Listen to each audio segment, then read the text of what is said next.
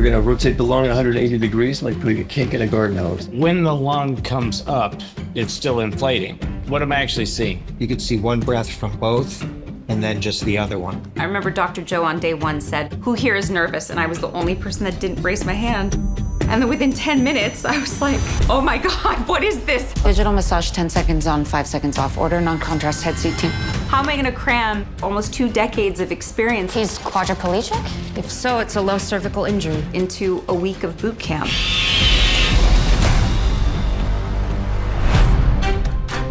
Season 2 boot camp was like, remember this, kids? And us being like, no.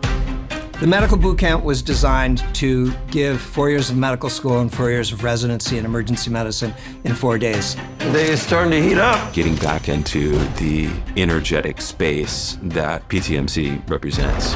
It's kind of a lot to take in, and you just hope that it sticks in your brain. You want them to try it? It's best if they watch the first one. It was really important for me to come in and kick some rust off. I definitely was like, thank God I didn't go to medical school because I don't remember anything at all from last season. When we started filming, we could immediately drop into the right sort of energy. That's definitely ketones. We need to do an AccuCheck. I'm on it. By the time they've gone through boot camp, they know how to suture, intubate, put in a chest tube, all the nitty-gritty stuff for an ER doctor. So they're really getting a crash course in the basics and just being comfortable with simple things. Bag him, starting compressions, charge at 200. I think people don't appreciate how hard it is to actually do that. Resuming compressions. In real life, if you do CPR, you could break people's ribs. What I did was I figured out a way to balance my body weight so it looks like I'm putting a lot of body weight onto the patient, but I'm not.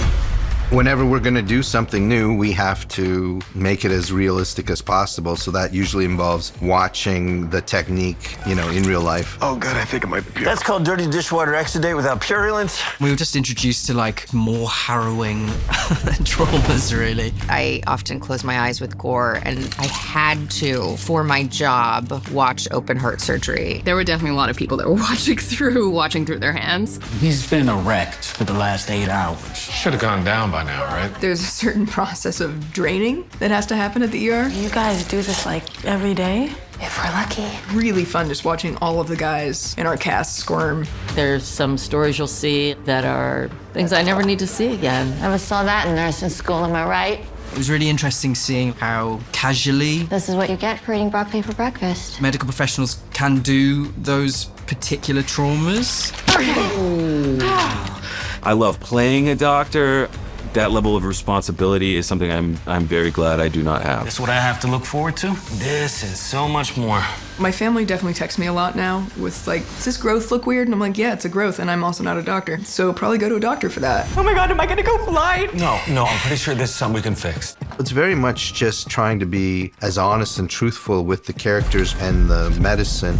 The secret of our success is we always start with the dramatic needs of our character, and then we go to the well.